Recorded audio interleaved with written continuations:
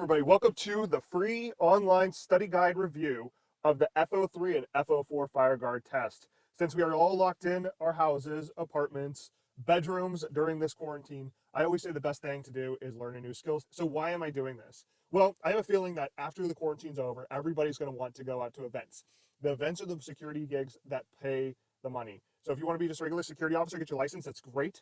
The most likely you're going to find something in the $15 to $18 an hour range. But if you get this certificate along with your security guard license, you will find positions where you'll be at events paying $20, $25, $30, possibly $35 an hour, depending on the event. This is where the money is made. So this is, people with the security license, you have to get the F03 and F04 license. So we're going to go through this. So when we're out of this quarantine, you guys can go take your test. Guys and ladies, take your test, become an F03, F04, and along with your security license, and start hitting up those events, because we're going to be hitting the summer season too.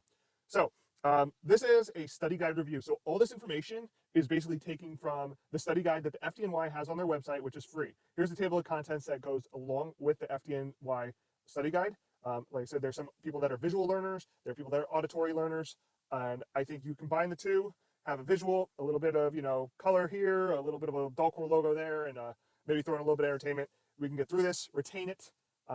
Also, make sure that you have downloaded the PDF on the FDNY website. Just Google F03 study guide or F04 study guide, and go through it with me.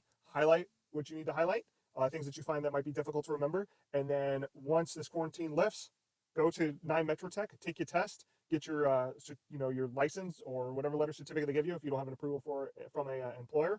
And go out there and make some money. So some requirements. Let's go through some requirements. You have to be at least 18 years old or older to take the test. When you're there, make sure that you bring 2 forms of identification. That's your driver's license, security license, New York State license for non-driver's license holders, or what was the other one? Passport. When you take the test, you have to have a letter from, well, you don't have to get your license, a physical license. You have to have a letter from your employer saying that you or have a recommendation to have your certificate of fitness. If you don't, it's okay. You can still take the test, and FDNY will give you this letter that says that you have passed the test, and all you need is a letter from that employer that hires you, and then you can get your license that day. Just drive to Metro Tech, say, hey, here's my letter. They have $25 per fire guard. So F03 is $25, F04 is $25. The crazy thing is, it's one test. So you pass that test, you can get your F04 to go to an outdoor event, and if you're tight on money, go to that outdoor event, make some money on there, come back at your F03. So you can do indoor events like Jacob Javits Center, outdoor events, places that are like Jones Beach concerts. Here's some other stuff like, just some other stuff, specific duties for F03s and F04s. But we're here to learn the items on the test. Ways you can pay, just like you pay for anything, cash, credit, debit, or personal or money order check. If you do the check, make sure it's payable to the New York City Fire Department.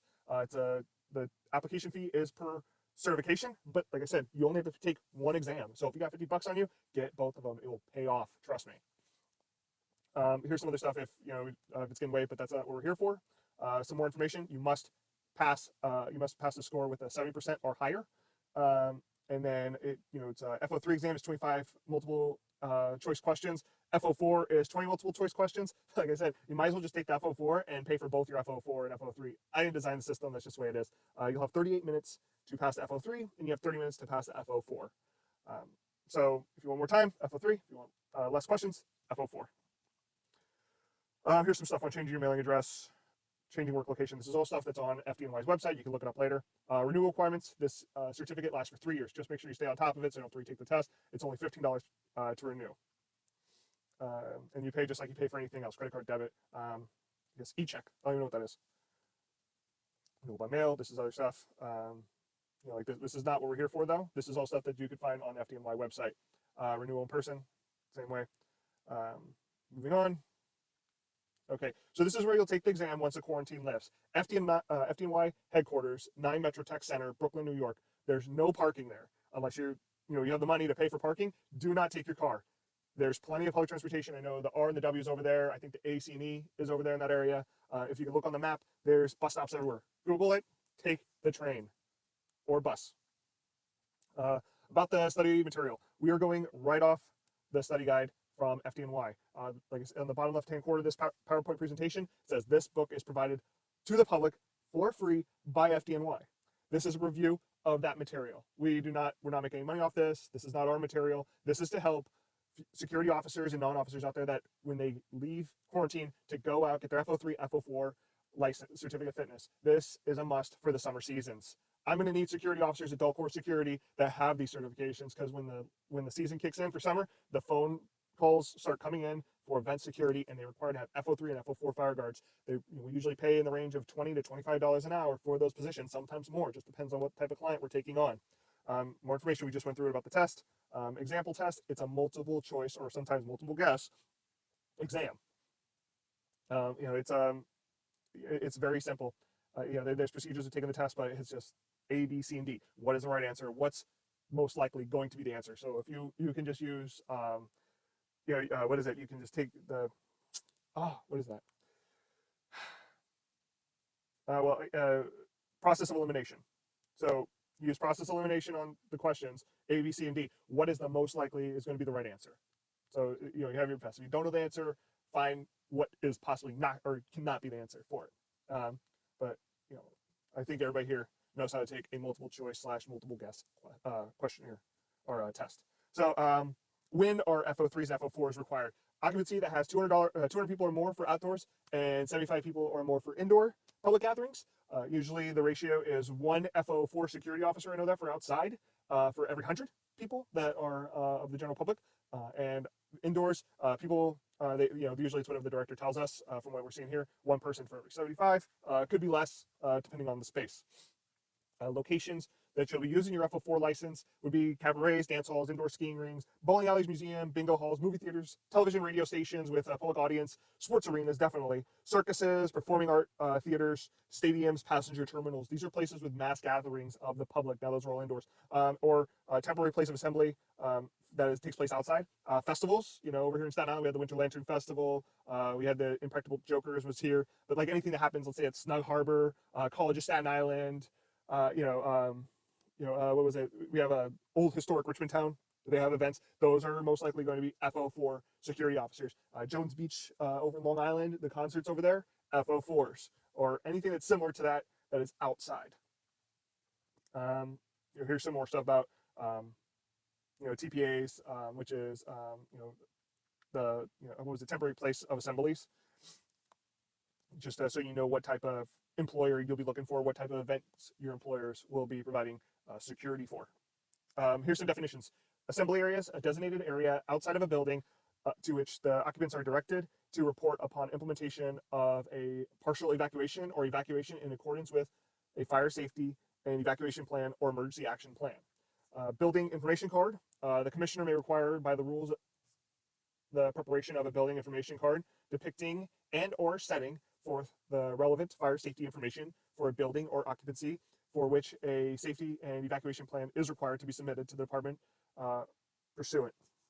A building information card, when required to be prepared, shall be maintained on the premises and made available upon request to any department representative. When you're at an event, you will see the fire marshal show up and possibly asking this of the security manager or the producer of the event. And there's a very likely chance that they're going to approach you asking to present your F04, F03 fire guard license. This is why you need to have it on you at all times. Building occupants. All persons in the building, including employees, building personnel, and visitors.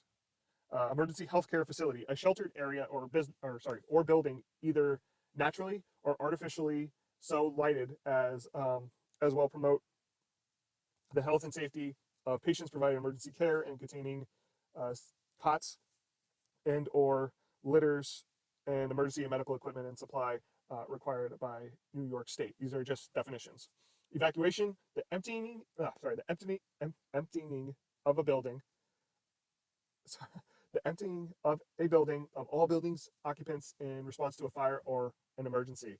Fire safety and evacuation plan, a written plan which sets forth the circumstances, procedures for the in-building relocation, partial evacuation, or evacuation of building occupants required or as appropriate for such occupancy or building type in response to a fire. Like I said before, I don't know if I said before, but you are responsible for the evacuation of that building. So when you report to a temporary location, make sure you know your exits and the evacuation plan in case that is needed.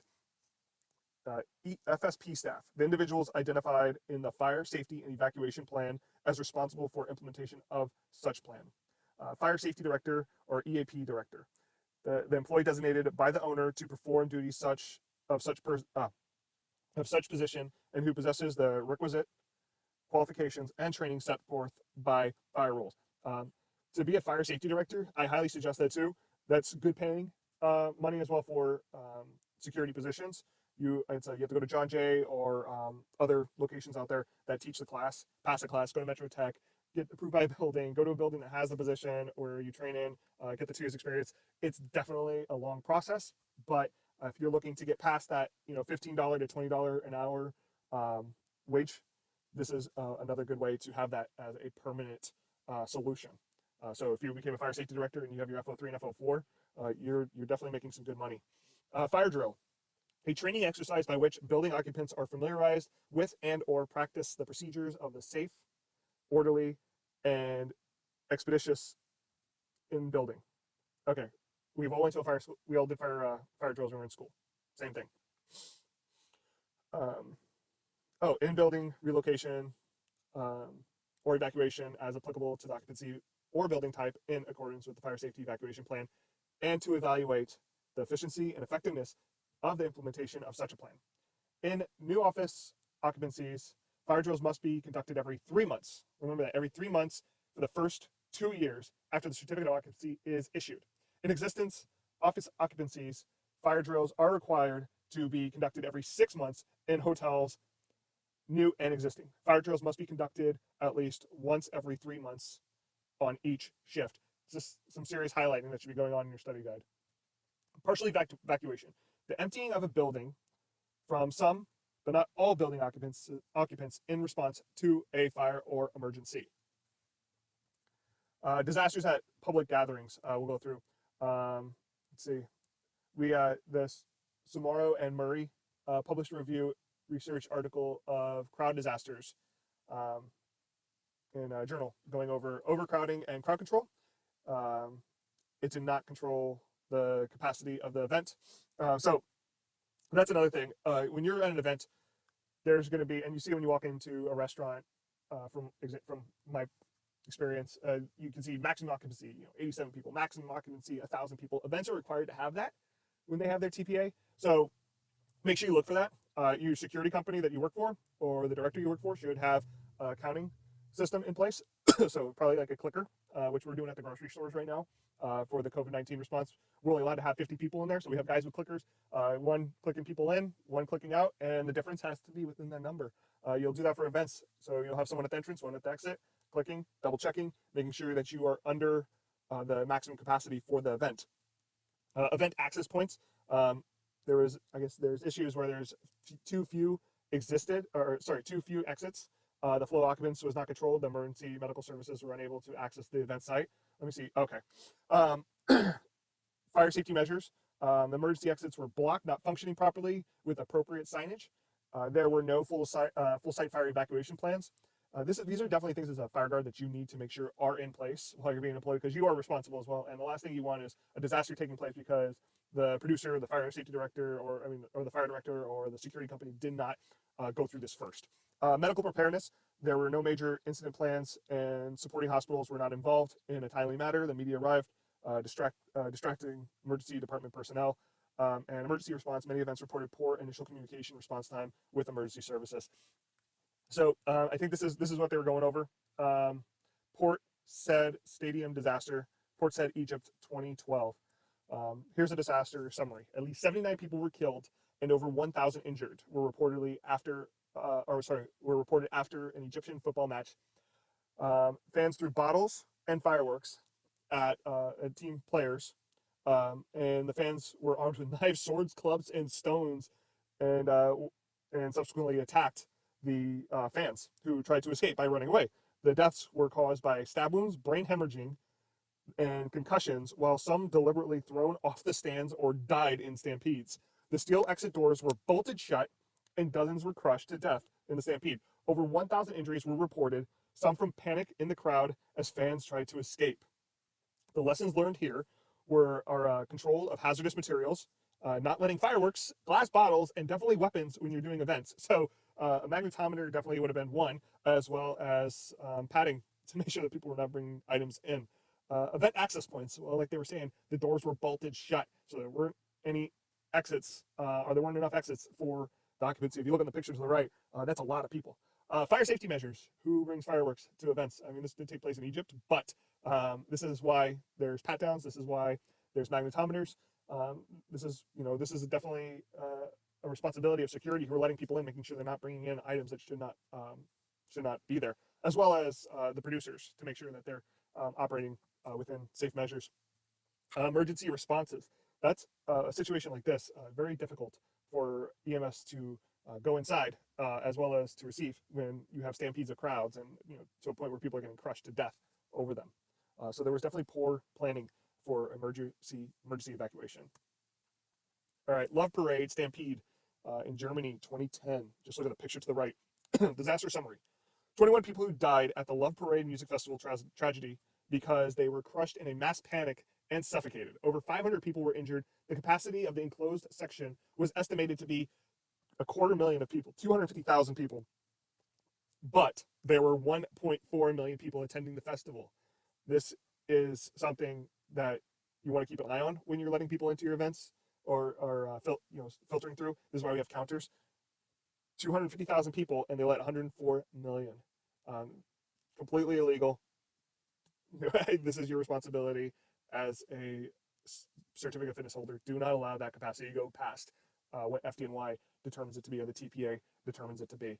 You can be in a lot of trouble along with other people responsible. But it's very important to make sure you narrow those numbers down to make sure, if they sell out, they sell out, and the producer of that event needs to know that, as well as it needs to be brought to the attention of your superiors if it starts going past that. The entrances of the music festival were too narrow, and the emergency exits were too few and were blocked.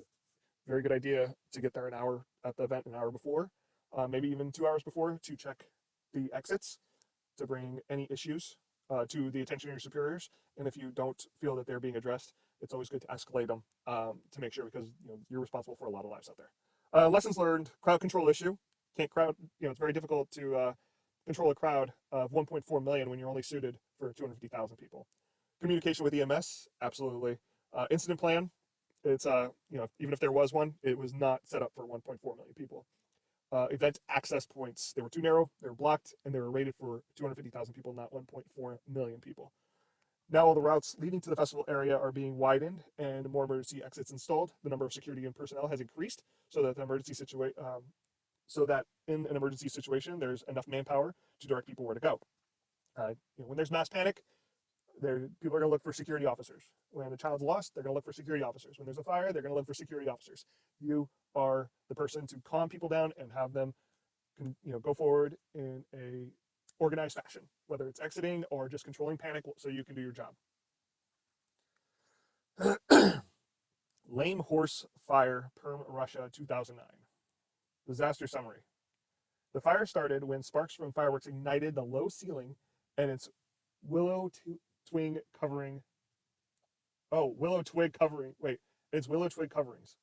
The fire quickly spread to the walls and damaged the building's electrical wiring, causing the lights to fail.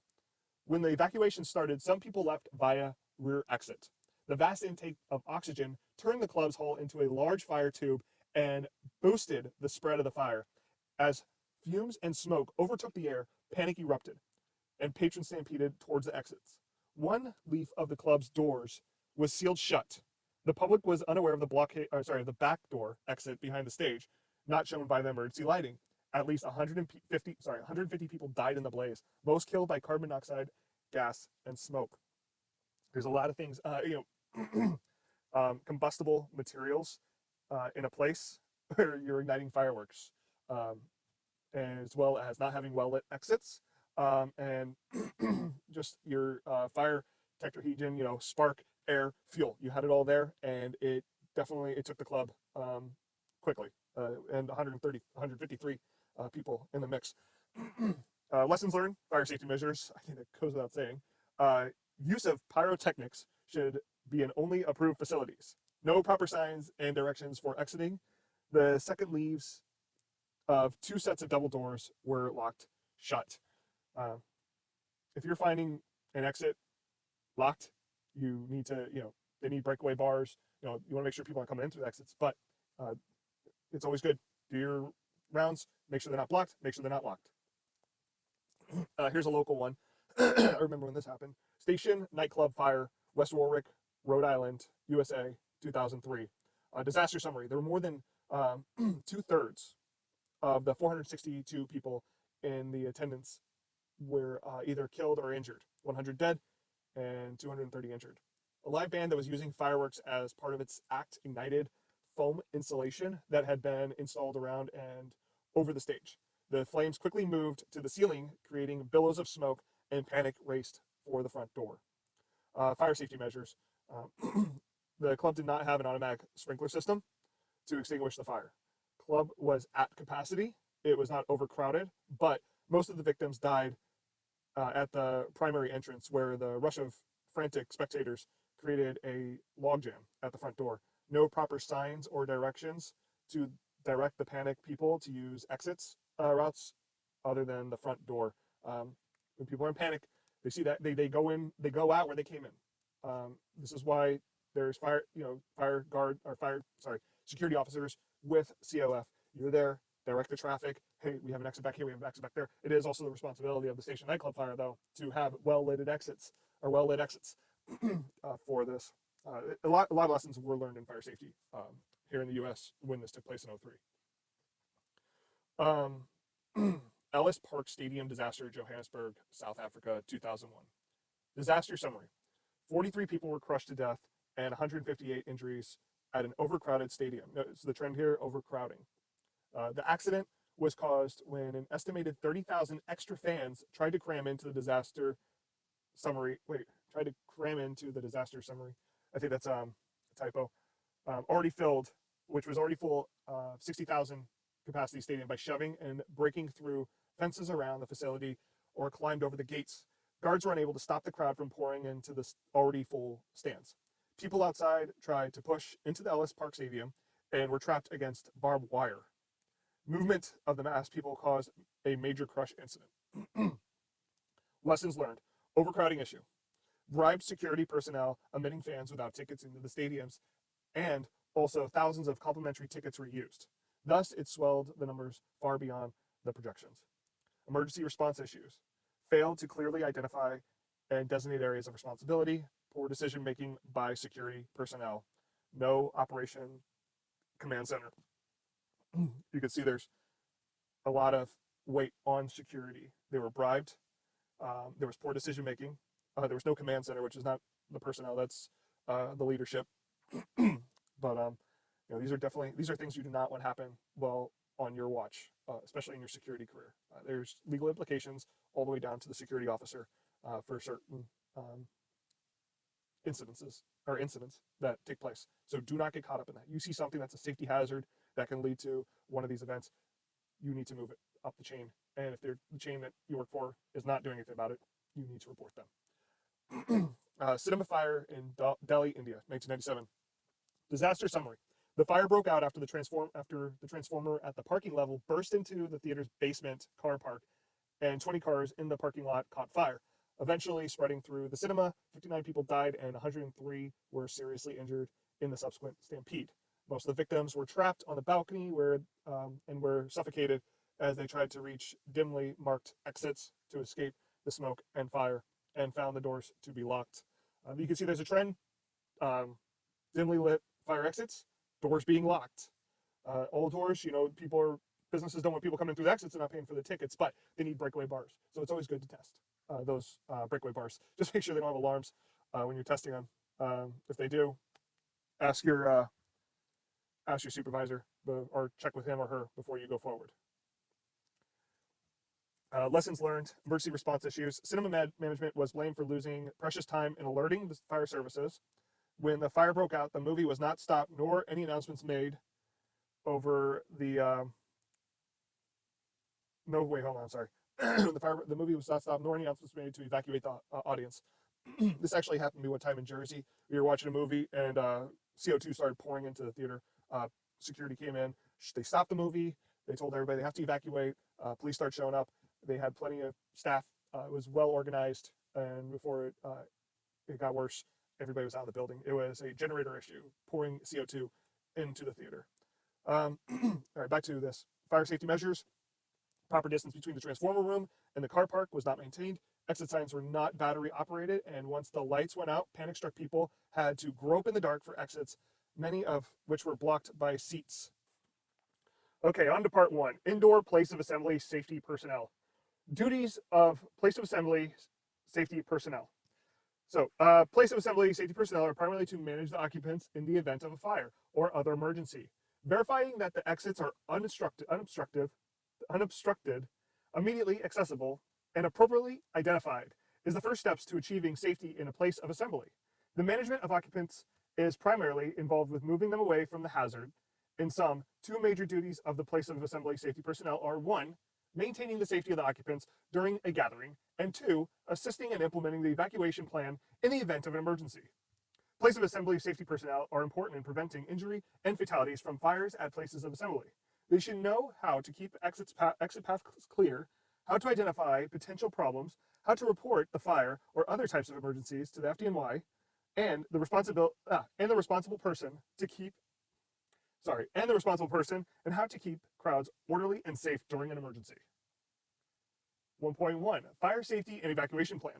To be an effective place of assembly safety personnel, it is recommended that you have a working knowledge of fire safety plan, FSP.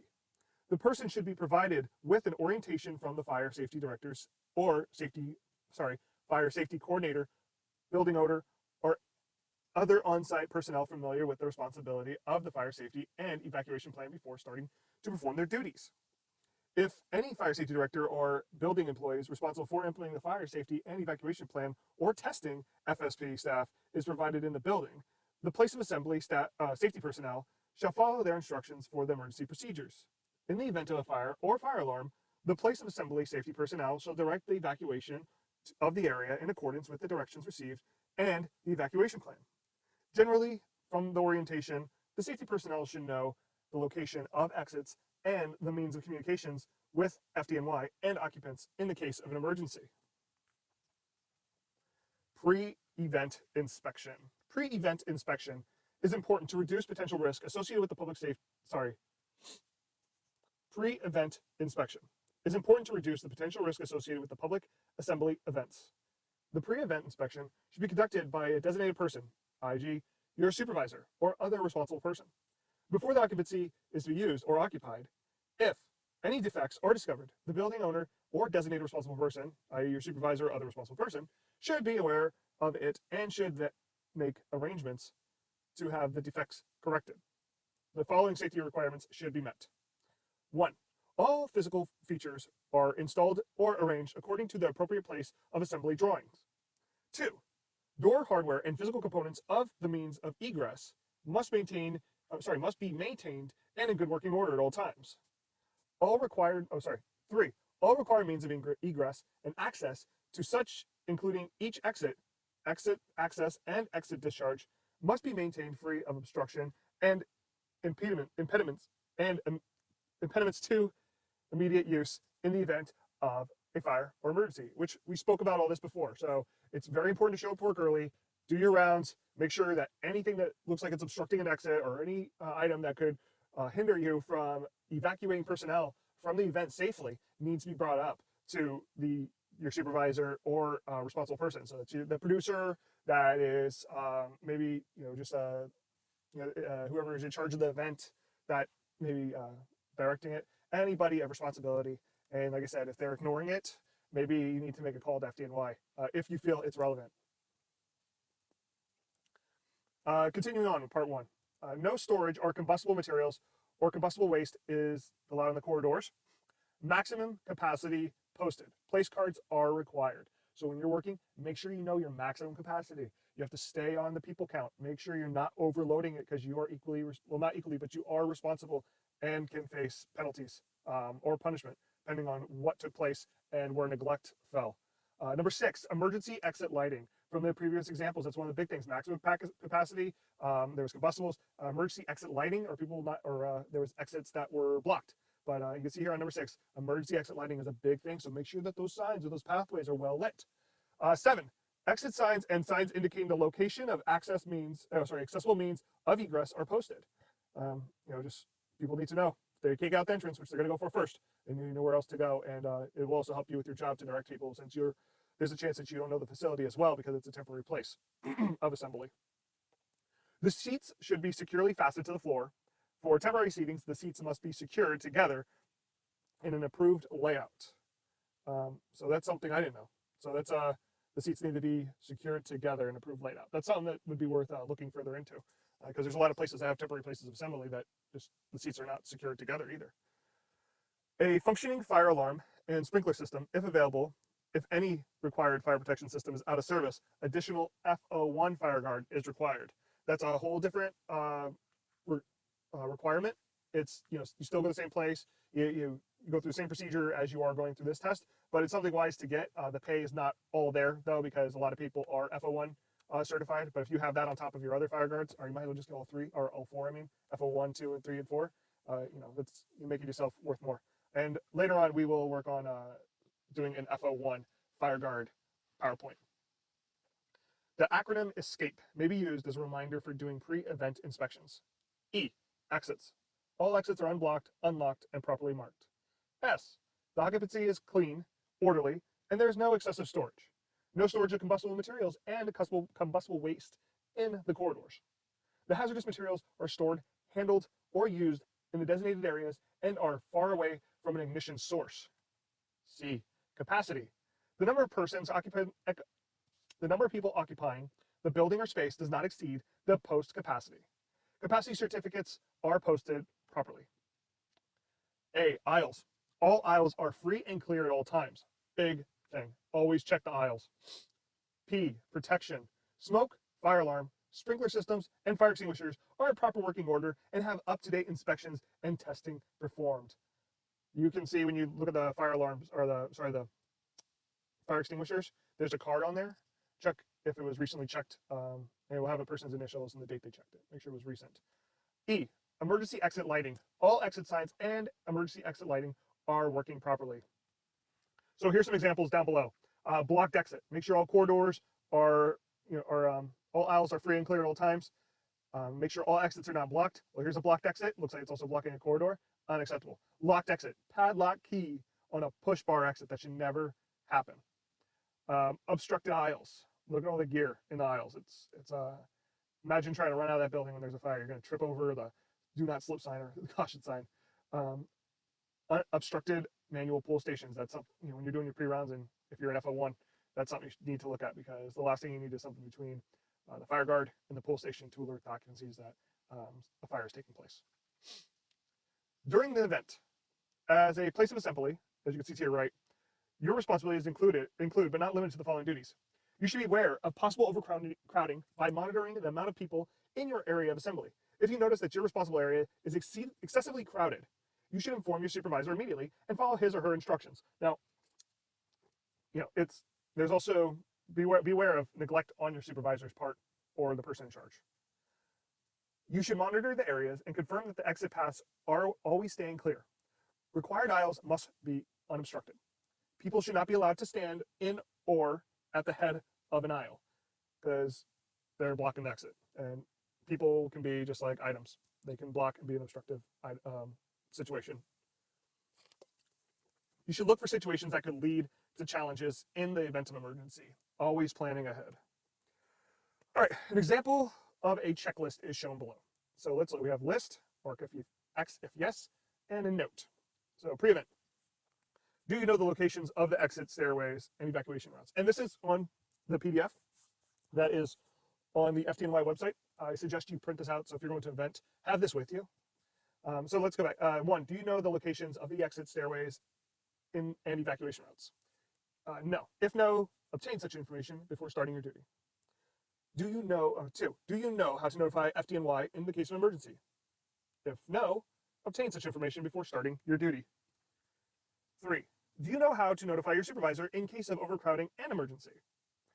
If no, obtain such information by before starting your duty. 4, exits and stairways. Are they free of obstructions? Are exit doors, gates free of locks? Are self-closing doors all closed? And is lighting in exit corridors adequate and fully operational? If no, correct and comply. Obviously, you're not going to be fixing it, but get your supervisor. Your supervisor should be getting maintenance, or whoever is in charge to make sure those corridors are lit. 5. Storage. Is the area clean, orderly, and no excessive storage? Are the hazardous materials stored, handled, or used only in the designated areas and are away from any ignition sources? If no, correct and comply. Capacity. Certificate place card. Is it posted? If no, you have a serious problem if the event starts without that card posted. But if no, correct and comply. Let your supervisor know. Show them the list if you have to. Aisles. Are aisles free and clear at all times? If no, correct and comply. Protection. Is any fire extinguisher provided, and are they operational? If no, comply. Are fire alarm pull stations provided and operational in my area of responsibility? If yes, where are they located? If not required, what procedures will be used to notify building occupants of the fire? Emergency exit lighting. Are they operational? If no, report it to your supervisor. During an event inspection.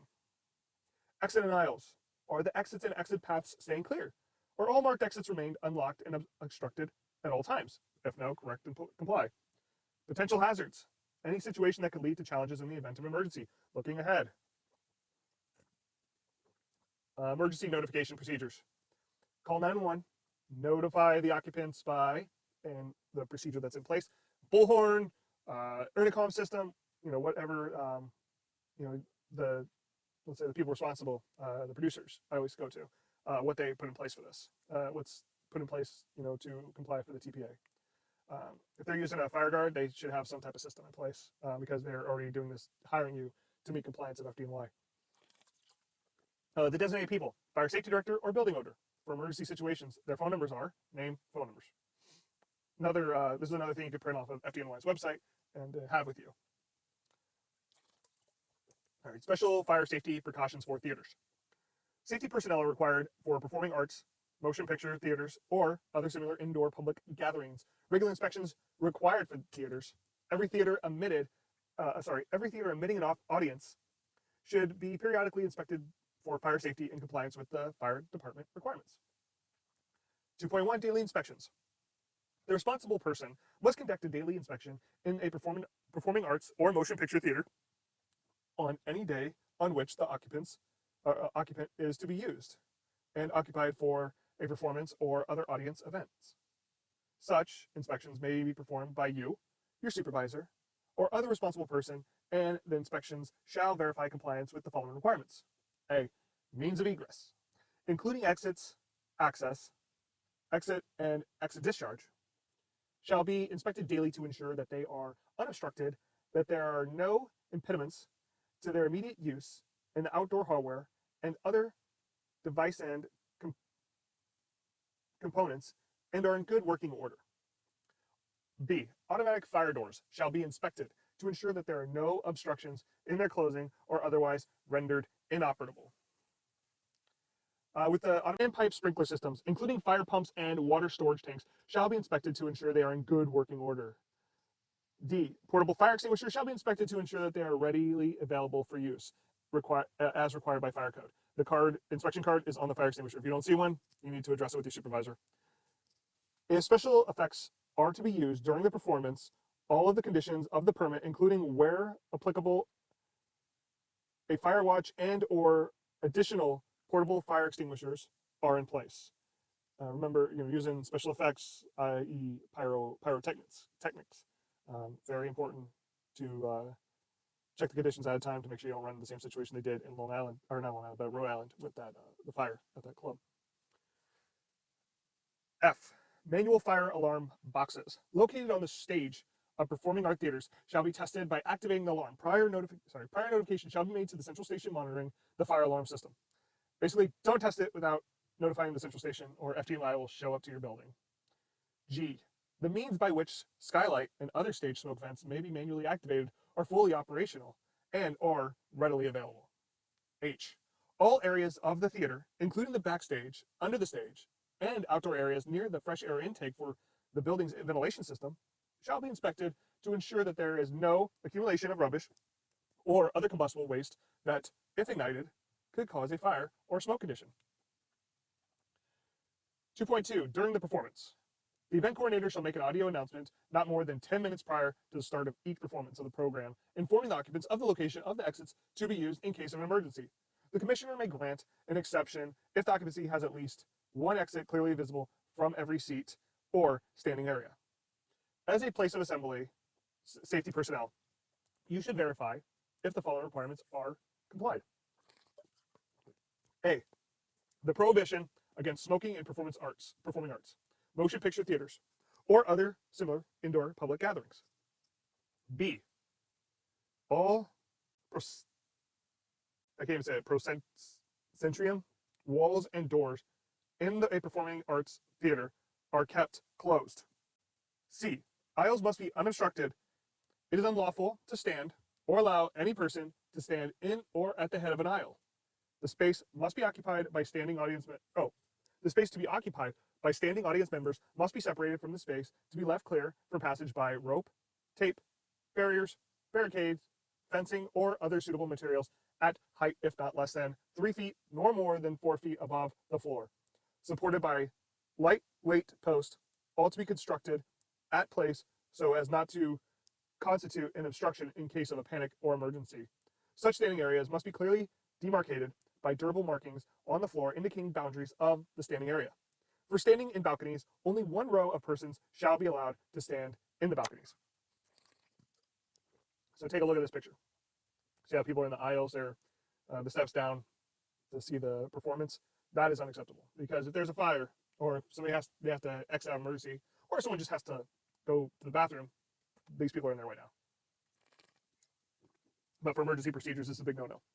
So when you're doing your rounds and you see this happening, make sure they're going to their seats. And from a security standpoint, maybe they're there and they didn't pay for a ticket, so they don't have a seat to sit in.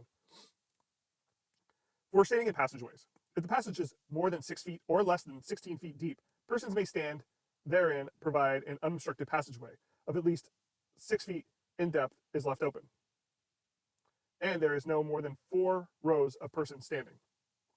2, if the passageway is more than 16 feet deep, any number of persons or rows of persons may stand therein consistent with the approved occupancy, provide that an unobstructed passageway of at least 10 feet in depth is left open. If you have to make sure you have your study guide with you and go through with us on this, because this is something you need to highlight and remember. I would come with some type of model to remember these things, 6 by 16, and then what was it, more than 16 two persons rows, just to have something to help you remember these numbers. Now, here's a good visual for you. Here we have max of 4 rows, and there's at least 6 feet. And now you have more than, and that's 6 to 16 feet. So you have 10 feet here of people, max of 4 rows, 6 feet open. More than 16 feet. So any number of rows, but there has to be a 10-foot opening over here. In places of assembly, having a passageway to the rear of the seats 6 feet or less in depth, and having an addition outer passage in the rear thereof to which all aisles have straight and direct access. A maximum of 2 rows of persons may be permitted to stand in the passageway to the rear of such seats. So there's some note-taking should be taking place here. Let's go through that one more time. In place of assembly, having a passageway to the rear of the seats 6 feet or less in depth, and having, in addition, an outer passageway to the rear thereof to which all aisles have a straight and direct access. A maximum of 2 rows of persons may be permitted to stand in the passageway to the rear of such seats. So, see a layout over here for standing area. Regular inspection. The occupancies shall be operated and maintained in accordance with the fire code requirements, including conducting the periodic inspection and testing of fire protection systems required by fire department. Out of service fire alarm sprinkler or Stampede systems shall be reported immediately to your supervisor. At least one F01 fire guard must be present. The detailed information about the out of service fire protection system can be referred to the F01 certificate of fitness study material. Now, the numbers on the fire guards, F01 through F04, do not run on a hierarchy. So just because you have an F03, F04 does not mean that you are certified to conduct the duties of an F01. F01 is for systems that are temporarily out of service for more than 4 hours, to where an impairment coordinator needs to have a certificate of fitness holder of F01. Can't have an F03 or an F04 performing that job. Totally different jobs, or even F02. F02 is for like shelters, and that's about as much as I know about that one. But if you're an F03, F04, and you do not have your F01, make sure if there's a system out of service that they're not using you to conduct F01 duties, because if that fire marshal shows up and you don't have your F01 and you're performing F01 duties, you're going to get in some trouble. Part 2, temporary place of assembly safety personnel. Orientation. Safety personnel is required in any event that needs temporary place of assembly permit TPA. For example, festivals, outdoor concerts, or other similar temporary public gatherings. Prior to the temporary place of assembly event, the sponsor and or promoter of such events shall provide a site plan approved by the Department of Buildings. A responsible person, your supervisor, you, or other designated person, should ensure that its materials, operations, and facilities are designed, installed, operated, and maintained in compliance with the requirements of the site plan, the fire code, and the fire department rules. To be an effective place of assembly safety personnel, it is recommended that you have the working knowledge of the site plan. In some cases, fire department personnel may be on scene to provide additional direction or modification of the site plan when needed. For TPA activities, the safety personnel may perform their duties for different events based on different site plans. Upon the safety personnel arrival at the area, the personnel should be provided with an orientation from the event coordinator or other on-site personnel familiar with that is familiar and responsible for the site plan. Generally, from the orientation as a place of assembly safety personnel, you should. You should. I think there was a typo. Generally, from the orientation as a place of assembly safety, you should know. There we go. This was a typo. So you should know: 1, the location and number of exits. 2, the procedures of evacuations and the evacuation routes. 3, the limitation of the number of occupants. 4, the concessionaries and the nature of activity that they will conduct and the associated risk. So, yeah. Location of the fire extinguishers. 6, if there is a dedicated telephone line to the fire department, shall be available for emergencies. I'm going to tell you, if you are working events and you don't know the limitation number of occupants, you're not doing your job correctly. I mean, you need to know all this stuff. The location and number of exits is a big one, and the procedure, all 6. But one that gets overlooked is the limitation and number of occupants, because then you'll start knowing, oh, we only need 1,000 people here. You could tell when 1,000 looks like 1,500. It just, that number clicks in, and you know to investigate and notify those who need to be notified to shut down the front gate, or I don't know, the ticket says sold out. Normally, Department of Buildings requires: 1, every safety personnel posted at exits shall be equipped with two-way radio communications, walkie-talkies, in order to communicate with persons manning a telephone to the fire department for an emergency. Every safety personnel posted at event entrance shall be equipped with a device, e.g. scanner, handheld counter, ticket, to verify the occupancy count. The designated persons should monitor the occupants load and actual flow of public gathering area. 3, the duties of temporary place of assembly safety personnel, which I think I already said. 3.2, pre-event inspection. The pre-event inspection should be conducted by a designated person, e.g. your supervisor, you or a responsible person. Before the area is to be used or occupied, the following site conditions shall be inspected prior to the event. Exits. All exits are unblocked, unlocked, and properly marked. Storage. The area should be clean, orderly, and no excessive storage. All means of egress should be free of debris and rubbish. No storage of combustible materials and combustible waste in corridors. The hazardous materials are stored, handled, or used only in the designated areas and are away from the ignition source, or any ignition source. Capacity limit. What is the limit of capacity? Know your limit of capacity. Know your limit of capacity. Aisles. All required aisles are free and clear at all times. Temporary seating must be secured together in an approved layout. Protection. The fire extinguishers are provided at the designated and conspicuous locations, and they are operational. So you have 2 pictures up here. Chairs should be ganged, leaving a wide open corridor. Temporary, unsecured, or ungauged chairs may pose a great hazard in the event. So I'm trying to wonder why it's covering that the device that's over the electric cords. I mean, that's very important you have that there, but maybe that's because they're temporarily separated because of it. I don't know. Prohibitions. Compressed natural gas, CNG. The storage, handling, and use of CNG is prohibited at outdoor public gatherings. 3.3.2. Flammable liquids. It shall be unlawful to store, handle, or use flammable liquids at outdoor public gatherings, except in listed generators or other devices, equipment, or systems or operation approved by the department. Incidental storage of flammable liquids is prohibited, and all fueling of generators and or other approved devices, equipment, and systems shall be conducted only at the times other than when the event is open to the public. As a place of assembly, safety personnel, your responsibilities include, but are not limited to, the following duties. 1. You shall prevent overcrowding by monitoring the amount of people in your area of assembly. If you notice that your area of responsibility is excessively crowded, you should inform your supervisor immediately and follow his or her instruction. 2. You should monitor the areas and confirm that the exit paths are always staying clear. Required aisles must be unobstructed, highlighted there in green. People should not be allowed to stand in or at the head of the aisles. We have said that a few times now. 3. You should look for situations that could lead to challenges in the event of emergency. Always looking ahead, worst case scenario.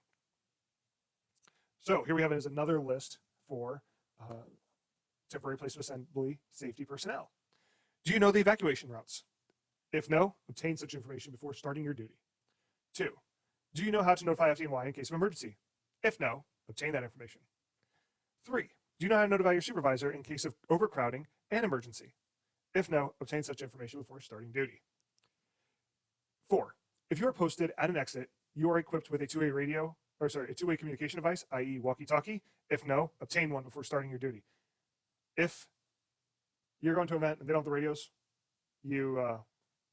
maybe you should notify someone else if the supervisor thinks that's okay. 5. Exits and stairways. Are they free of obstructions? Exit doors and gates free of locks? Are self-closing doors all closed? And is lighting in the exit corridors adequate and fully operational? If no, correct and comply. As you can see, this is pretty much the same as the last list we went over. Storage. Is the area clean, orderly, and no excessive storage? Are the hazard materials stored, handled, or used in the designed fashion? And are away from any ignition source? If no, correct and comply. Capacity limit. Are you aware of the limitations of the capacity? 8. Aisles free and clear at all times? No, correct and comply. Protection. Is any fire extinguisher provided? Where are they? Are they operational? If no, obtain such information before starting your duties. During event inspection, exit and aisles. Are the exits and exit paths staying clear? Are all marked exits remained unobstructed at all times? If no, correct and comply. Potential hazards. Any situation that could lead to challenges in the event of an emergency. If yes, correct and comply. Same list that we had before. Your emergency notification procedures. You call 911, notify area occupants by whatever's the way that's been designated by the event coordinator. The designated people, fire safety director, event coordinator, supervisor for emergency situations, their names and phone numbers. Fire protection system. Manual or pull station devices. Fire alarm systems are intended to notify building occupancies. Fire alarm systems are intended to notify building occupants to evacuate in the event of a fire or other emergency. Some fire alarm systems are activated automatically. Other fire systems must be activated manually. Fire alarm systems that are manually activated use fire alarm pull stations. The interior manual pull station may not directly transmit a signal to the fire department. A telephone call must always be made to 911. Note that. I'll say it one more time. The interior manual pull station may not directly transmit a signal to the fire department. A telephone call always must be made to 911 or the fire department dispatcher. Do not assume that the fire department has been notified to hear a fire alarm or smoke detector sounding in the building. Fire alarm pull stations shall be located near the exits throughout the protected area so that they are conspicuous, unobstructed, and accessible. Activating the pull station is the most effective way to notify the building occupants in case of a fire emergency. There must be at least one manual alarm station on each floor of a building except residential buildings. Manual fire alarm pull stations should be of contrasting color to the background on which they are mounted. Approved plastic covers are permitted to protect the fire alarm manual pull station and provide relief from false alarms. There are two types of manual pull stations. They're called single action and double action stations. And here they are right here. A single action station, single action stations require only one step to activate the alarm. The cover on these alarms stations serve as a lever. An example of a single action station is shown below. This kind of alarm station is often found indoors, e.g. in office buildings.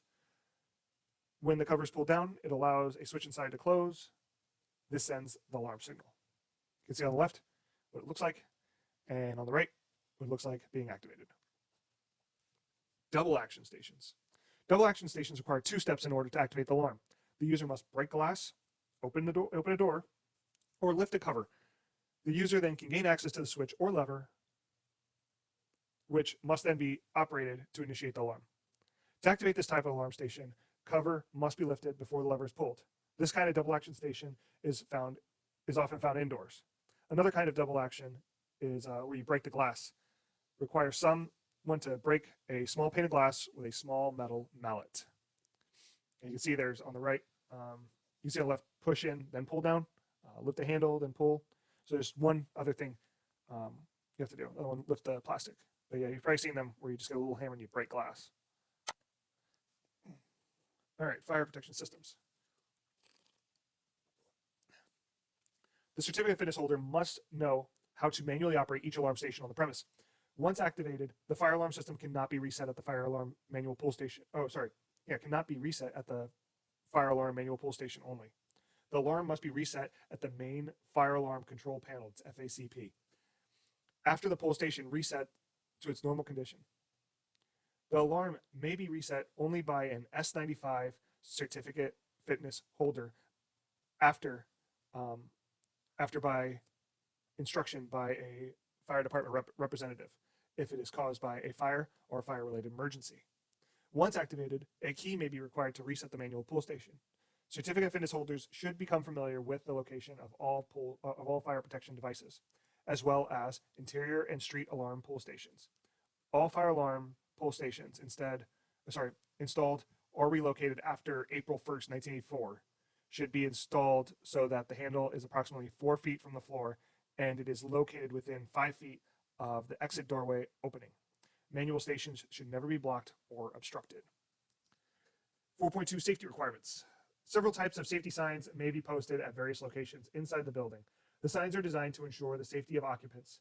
For example, these signs may indicate the general fire safety procedures to be followed during a fire emergency, the location of fire extinguishers and emergency exits, how to use the fire extinguishers and related firefighting equipment, how to sound the fire alarm in case of emergency, that the elevators must not be used in case of a fire unless otherwise instructed by the fire department, and the floor numbers.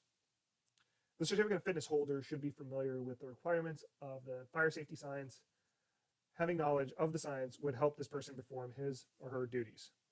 He or she should also make sure that exit signs posted above the doors are always illuminated. Examples of some of these signs are shown here.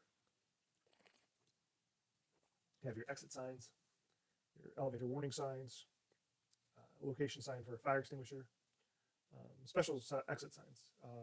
We got to saying earlier with the breakaway bars.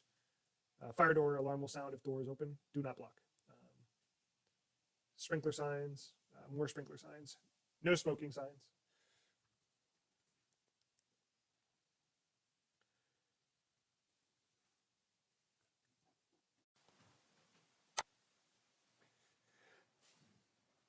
.3 Sprinkler system. A sprinkler system is an active fire protection requirement specified by FDNY regulation and laws.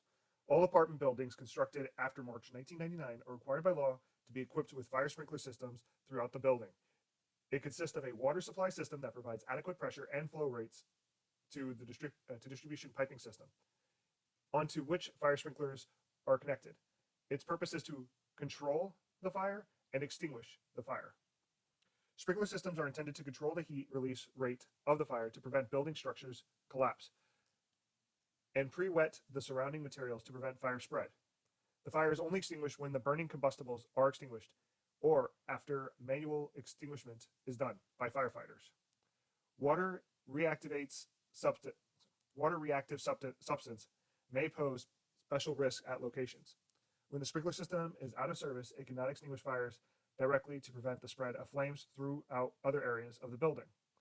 When sprinklers are not present, the chances of dying in a fire or the property loss in a fire will be significantly increased. The sprinkler system is fitted with automatic devices designed to release water on fire. These devices are called sprinkler heads. The sprinkler heads are normally closed by a disc or cap. This cap is held in place by a heat-sensitive releasing element. A rise in temperature to a predetermined level causes the sprinkler head to open. Water is then discharged in the form of spray. When the sprinkler heads open, they are said to have fused. The sprinkler heads are fitted at standard intervals on the piping. If more than one head opens, the area sprayed by each overlaps that of the other sprinkler head next to it.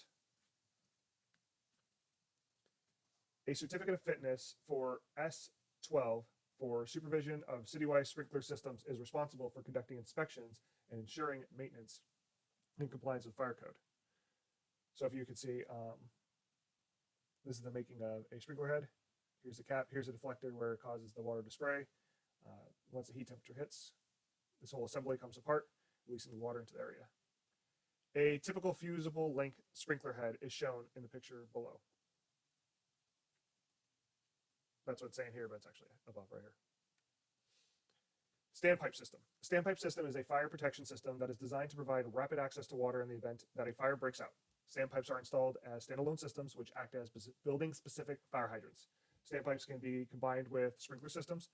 They can provide automatic or manual sprinklers as well as connection points for fire hoses.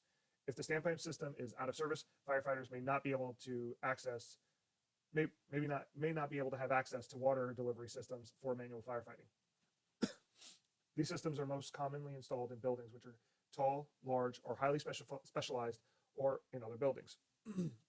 Dry standpipe systems consist of a series of pipes which bring water to various points in buildings when it is used by firefighters.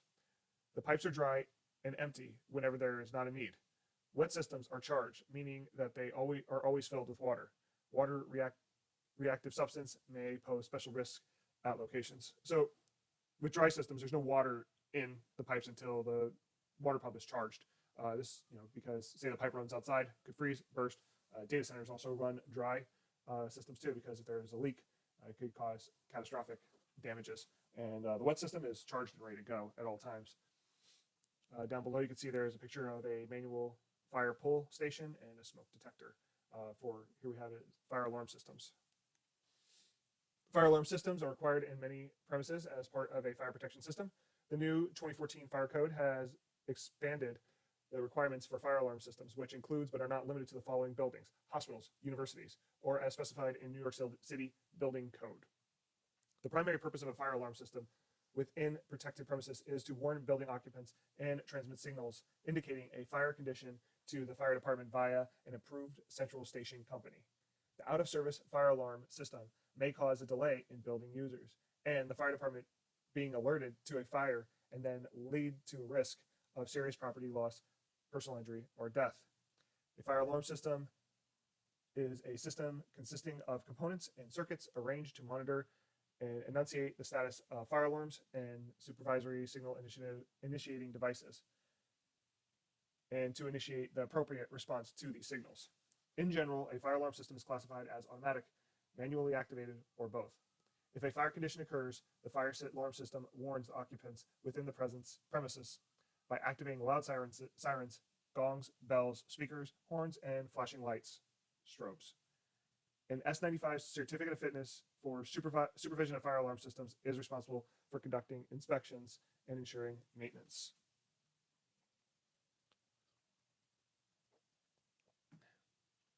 (5.1) General emergency procedures.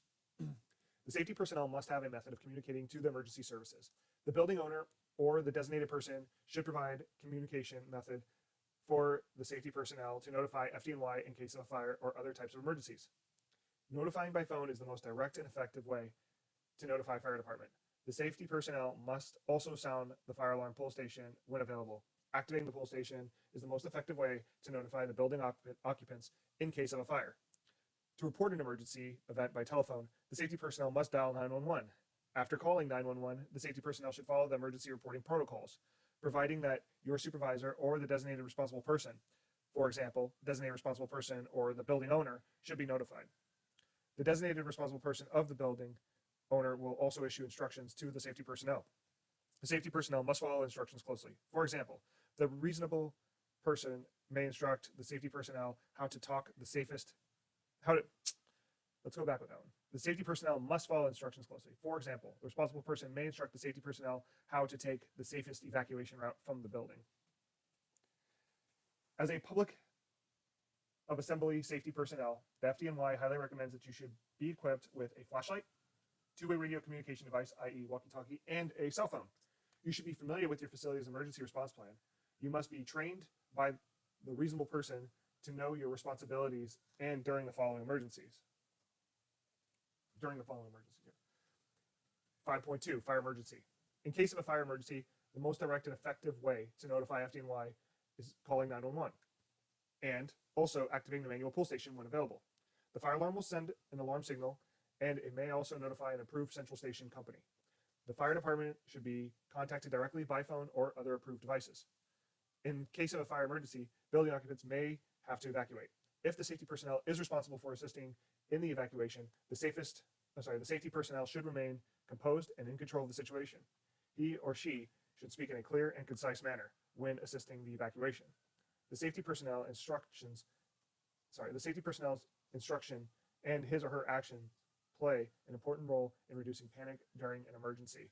Occupants should be instructed to be calm and move quickly to the nearest exit in an orderly manner. The safety personnel should guide the occupants not to use the elevators and should identify the stairwells or other routes of egress for occupants and direct them to use only those stairwells and routes of the egress. In summary, the procedure should be call 911, provide the following information: business name and street address, nature of the fire, the extent of the fire, small, large, etc., and type of fire. If you identify it, ordinal, combustible, flammable liquids, electrical, etc.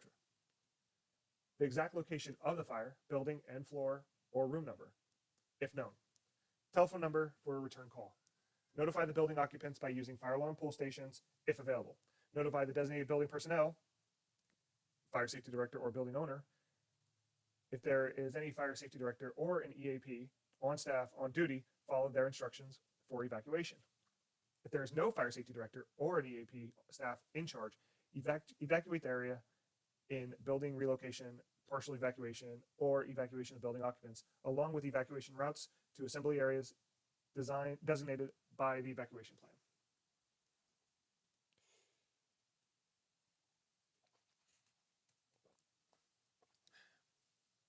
Medical emergency. In the case of an injury or some other medical emergency, inform the designated person.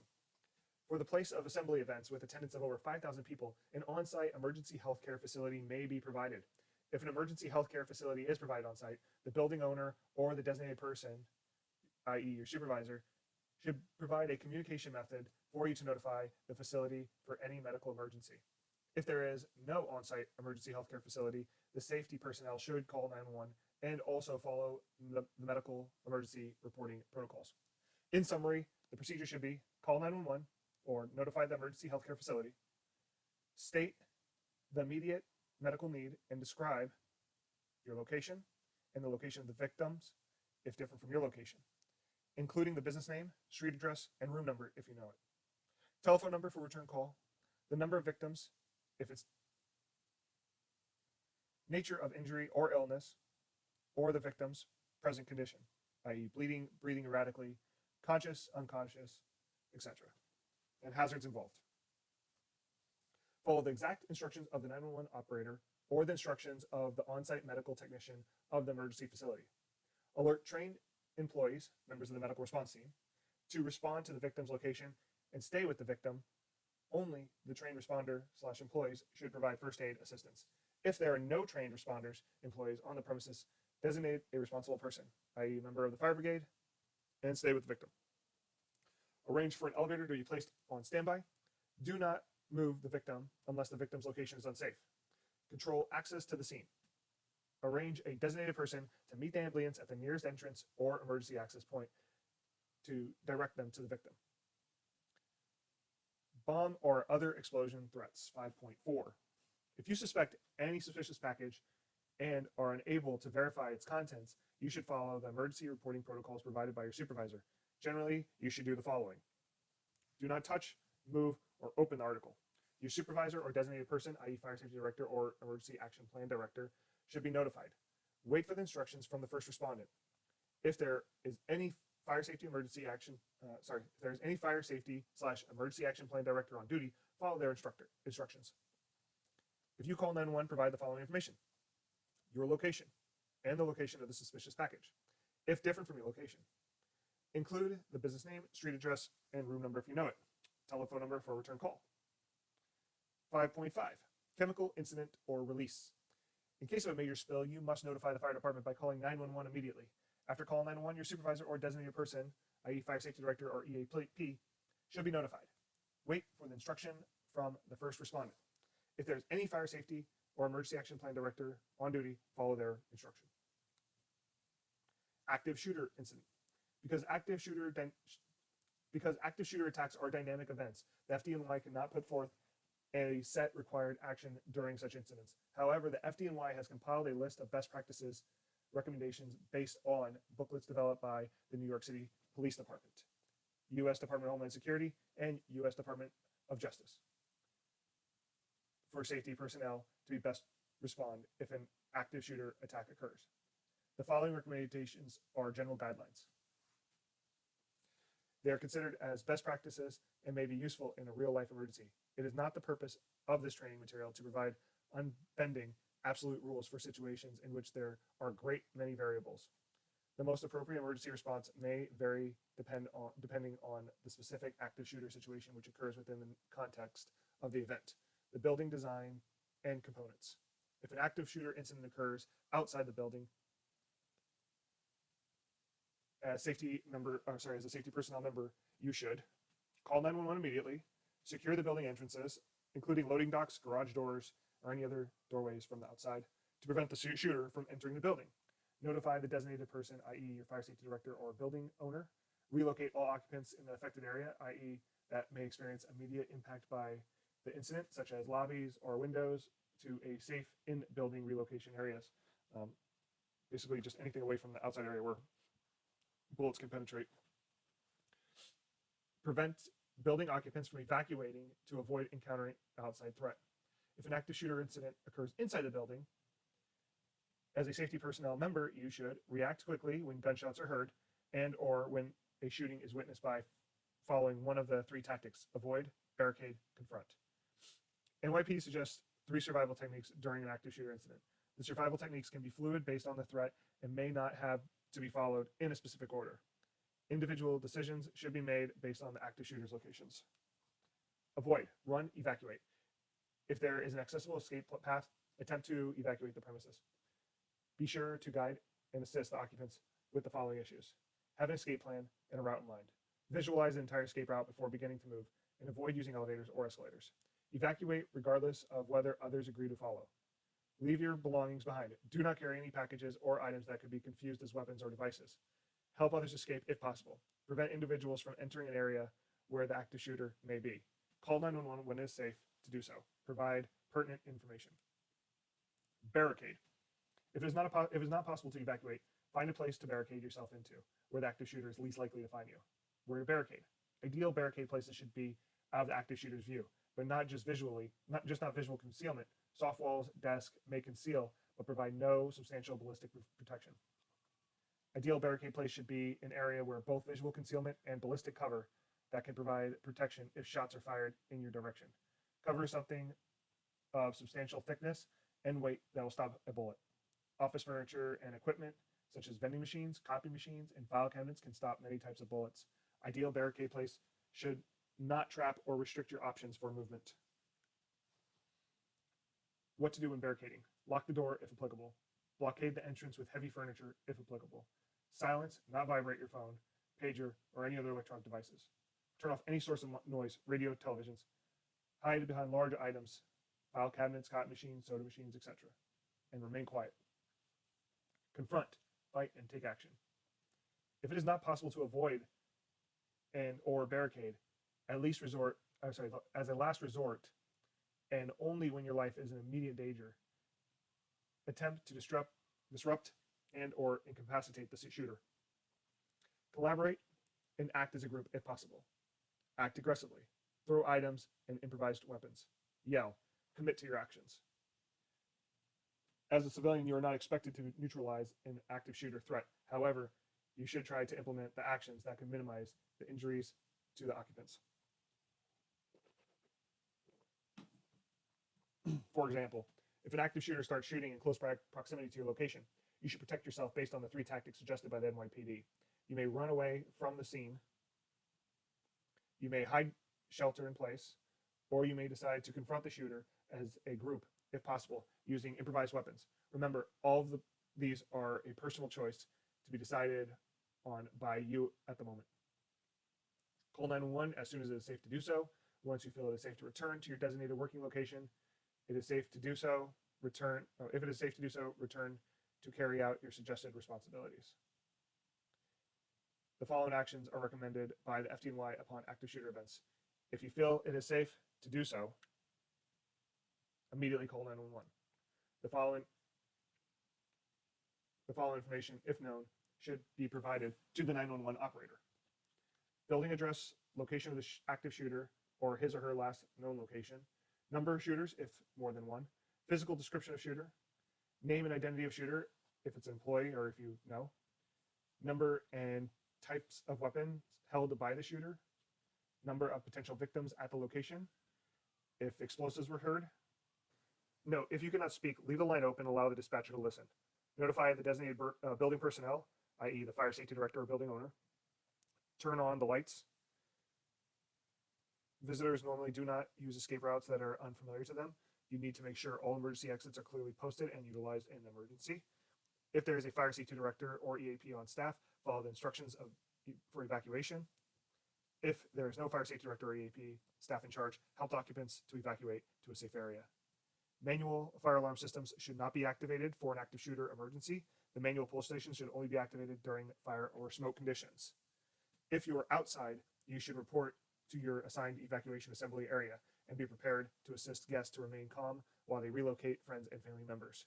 Cooperate with the first responders. Interacting with police officers. During an active shooter emergency, the FDNY normally will not be in the building to direct the required actions. The police officers will respond to the 911 call immediately and go to the building. Police officers will proceed directly to the last known location of the active shooter. As a place of assembly safety personnel, you should expect police officers may wear regular patrol uniforms or external bulletproof vest, Kevlar helmets, or other tactical equipment. Police officers may be armed with rifles and shotguns in addition to their handguns. Police officers may shout commands and may order individuals to the ground for their safety. You may need to quickly provide the police officers with the following information, if known. Location of the active shooter, his or her last known location, number of shooters, if there's more than one, physical description of the shooter or shooters. Name or identity of that shooter, if it's an employee or someone you know. Number and type of weapons held by the shooters. Number of potential victims at the location. A special design of the building. Are there open space, interior, partition, materials, etc.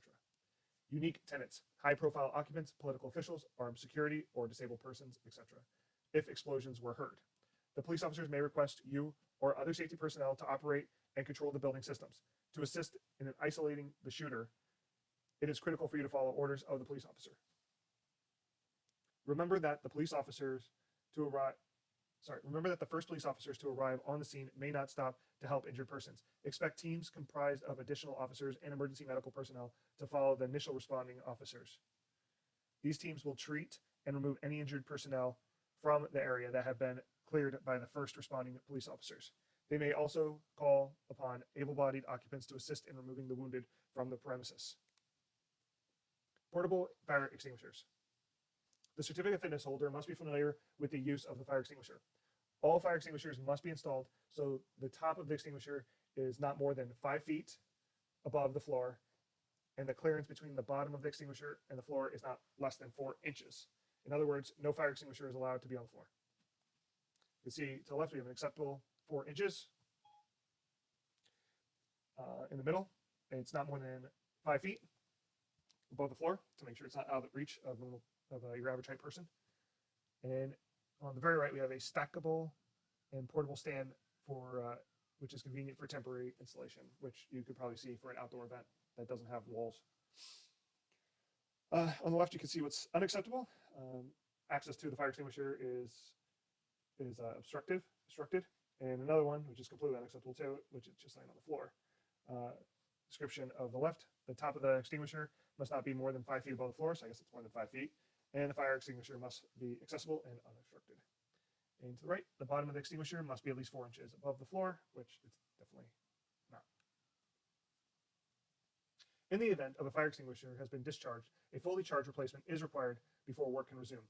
The C of F holder, which is you, is recommended to be trained for the use of portable fire extinguishers. Portable fire extinguishers are important in preventing a small fire from growing into a catastrophic fire. However, they are not intended to fight large spreading fires. The trained certificate of fitness holder should only consider extinguishing fires when they are limited in size and spread such that they can be readily extinguished using a portable fire extinguisher. By the time the fire has spread, fire extinguishers, even if used properly, will not be adequate to extinguish the fire. Such fires should be extinguished by the building fire extinguishing system or trained firefighters only. In case of any fire, FDNY must be notified. Fire extinguishers must be used in accordance with the instruction painted on the side of the extinguisher. They clearly describe how to use the extinguisher in case of emergency. The certificate of fitness holder should be familiar with the use of portable fire extinguishers. When it comes to using fire extinguishers, just remember the acronym PASS. Make sure you use it properly. PASS stands for pull, aim, squeeze, and sweep. The certificate of fitness holder must be familiar with the different types of extinguishers available at the worksite. The certificate of fitness holder must know how to operate the extinguishers in a safe and efficient manner. The certificate of fitness holder must also know the difference between the various types of extinguishers when they may be used. An example of these instructions is depicted in the picture. Over to the right. You can see 1, hold the extinguisher upright, pull the ring safety pin. 2, stand back from the fire and aim at the base of the fire nearest to you. Squeeze the handle together, sweep the extinguisher stream side to side. Remember this simple word: PASS, pull, aim, squeeze, and sweep. Class A fires are caused by ordinary combustible materials, such as wood, paper, and cloth. To extinguish A-class fires, these extinguishers utilize either the heat-absorbing effect of water or the coating effect of certain dry chemicals. Class B fires are caused by flammable or combustible liquids and gases such as oil, gasoline, etc. To extinguish a B-class fire, the blanket smothering effect of oxygen excluding media such as CO2, dry chemical, or foam is most effective. Class C fires involve electrical equipment. These fires must be fought with fire extinguishers that do not conduct electricity. Foam and water-type extinguishers must not be used to extinguish electrical fires. After shutting off electrical equipment, extinguishers for Class A or B fires may be used. Use a C-type fire extinguisher. It's not saying in here, but it emits CO2. The ones I used when I was in the military was CO2 for the Class Ds. I think there's a all-purpose one with a powder in it as well. Class D fires are caused by ignitable metals such as magnesium, titanium, metallic sodium, or metals that are combustible under certain conditions, such as calcium, zinc, and aluminum. Generally, water should not be used to extinguish these fires. It can make the case a lot worse. Combustible metals can explode if you do that. In my experience, when there's a Class D, you need to get out of there. Class K fires are fires that involve vegetable oils, animal oils, or fat in cooking appliances. This is for commercial kitchens, including those found in restaurants, cafeterias, and caterers. Just think of Class K for kitchen. A multi-purpose chemical fire extinguisher may be used to extinguish multi-class fires. For example, some fire extinguishers are shown below. So we have a 1B and C. So that's for chemical and electrical. 3, we have a 3A, 40BC. I'm assuming that's for A, B, and C types fires. And then on the right, we have a wheeled 3A 40BC wheeled. Here's on the right, you'll see the different types of fires for each class with visual. So class A shows the symbols, wood, paper, cloth, trash, or any ordinary combustible materials. B, you see the gas can, gasoline, oil, paint, other flammable liquids. C shows electrical plug, may be used for fires involving electrical equipment without danger to operator. D, combustible metals, and it's just a D with a star on it. And then C is for, or K is for cooking, vegetable oil, animal oils, fats, stuff like that. And these symbols should be on the fire extinguisher when you see them. If not, then it's not really into code. I'll just go ahead and read the text on the left. The symbols may also be painted on the extinguishers. The symbols indicate what kind of fires the extinguishers may be used on. Example of these symbols are shown below or to the right. The symbols with a shaded background and the slash indicate when the extinguisher must not be used.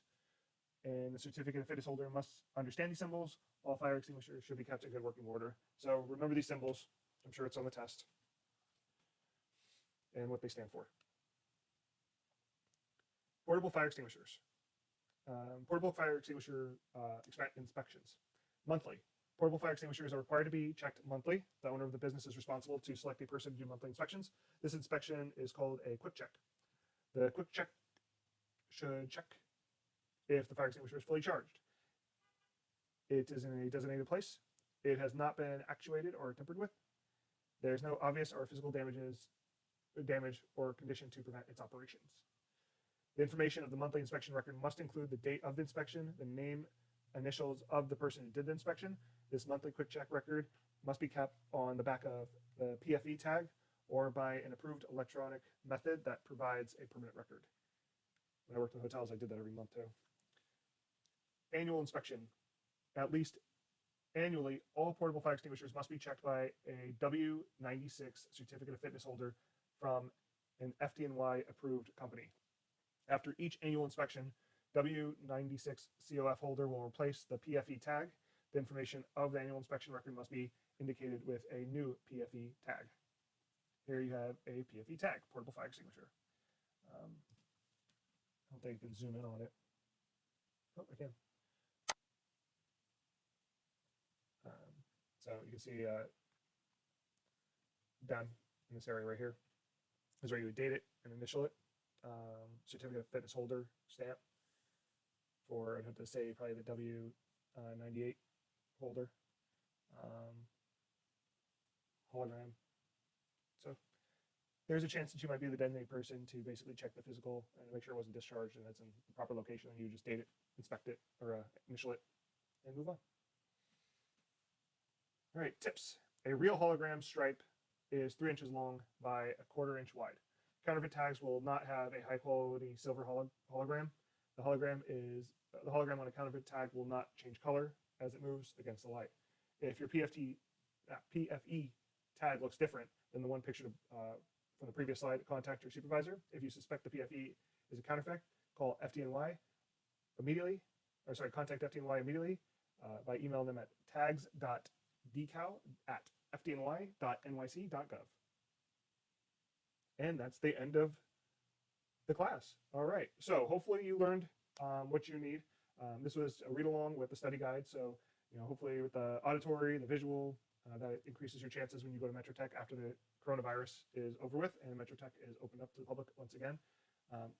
Coming summer, this is a great certificate to have for to add to your security guard license, make some money.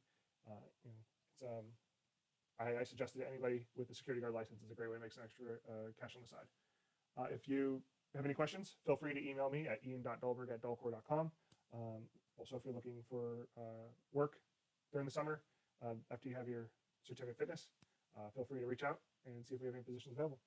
Thank you everyone for listening, and I wish for you all to be safe and not get too bored and use your time wisely during this quarantine. And once we're out, I look forward to seeing you out running security at events with your new F03 or F04 certificate of fitness.